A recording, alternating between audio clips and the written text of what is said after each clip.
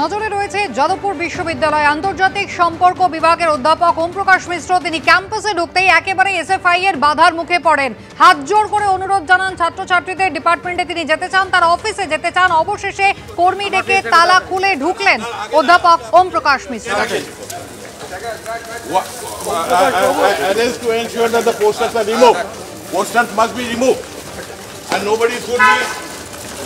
Try to hinder my access or my students. Kindly let me go to my office.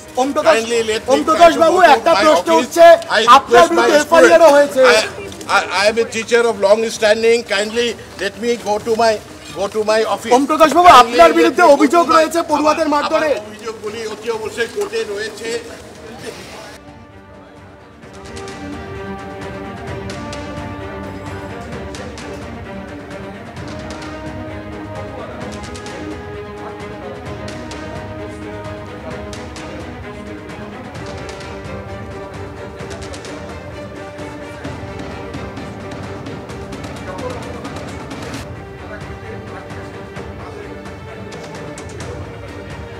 যারা এখানে poster আবার নতুন করে লাগিয়েছেন তাদেরকে আমি ধিক্কার জানাই।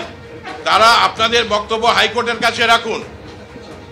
চুরি চুরি করে পোস্টার লাগাবেন না। পোস্টার লাগালে নিজেদের সংগঠনের নাম লিখুন। যারাই করেছে তারা তো নিজেদেরকে বলছে তারা নাকি স্টুডেন্ট, তো তারা তাদের নাম লিখুক, তারা হেড অফ দ্য ডিপার্টমেন্টকে কমপ্লেন করুক।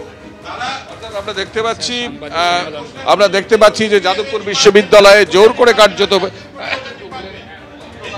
কিন্তু বাইরে পড়ুয়ারা কিন্তু একদম গেটের সামনে, দরজার সামনে বসে আছেন। এখানে লেখা আছে ফের মারতে এলেন স্যার, আবার নিগ্রহ করতে চান স্যার। অর্থাৎ যাদবপুর বিশ্ববিদ্যালয়ে ওম প্রকাশ মিশ্র আন্তর্জাতিক সম্পর্ক বিভাগের অধ্যাপক, তাকে ঢোকার ক্ষেত্রে পড়ুয়ারা বাধা দিচ্ছেন। ক্যাম্পাসে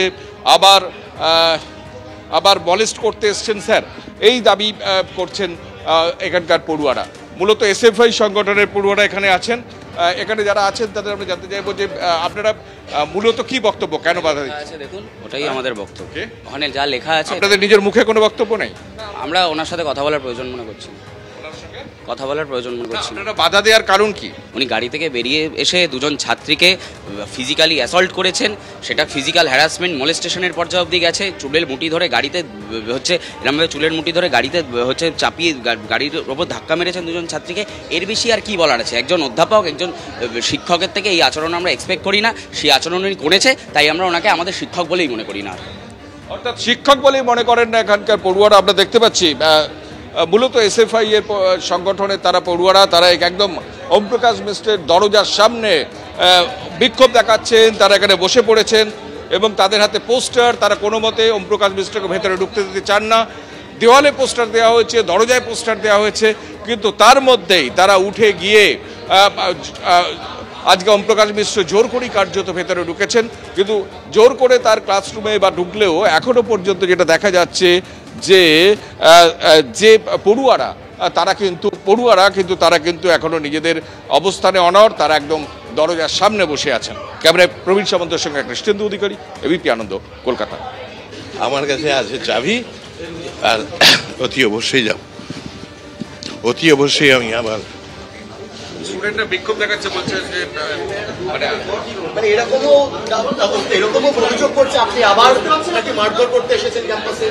আপনারা দেখলেন আমি হাত জোর করে ঢুকেছি।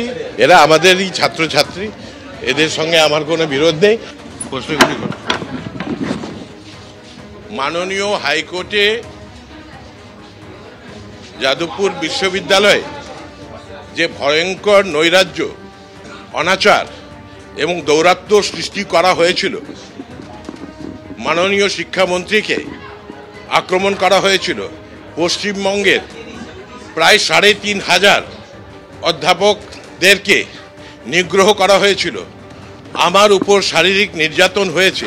হাইকোর্টে বিষয়টা রয়েছে, ১২ তারিখে শুনানি হবে। যাদের যেটা অভিযোগ, তারা যেহেতু ভারতবর্ষের সংবিধান প্রদত্ত যে ব্যবস্থা, সেই ব্যবস্থার অন্তর্গত কোর্টে গেছেন, পুলিশ ইনভেস্টিগেট করছে।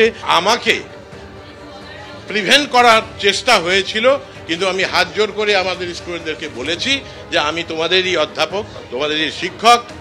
আমার কাছে তোমরা প্রতিবাদ করেছো, খুব ভালো কথা। এই প্রতিবাদটা বিভাগীয় প্রধানকে করো, এই প্রতিবাদ জায়গাটা ভাইস চ্যান্সেলরের কাছে রাখো, এটা রেজিস্ট্রারকে জানাও, এটা পুলিশকে জানাও, এটা হাইকোর্টকে জানাও। অনেক দৌরাত্ম্য দেখেছি, কিন্তু বিশ্ববিদ্যালয়ে প্রবেশ করতে দেব না এই ধরনের কোনো মানসিকতা যাদবপুর বিশ্ববিদ্যালয় অ্যাকসেপ্ট করে না, বাংলার মানুষও অ্যাকসেপ্ট করে না।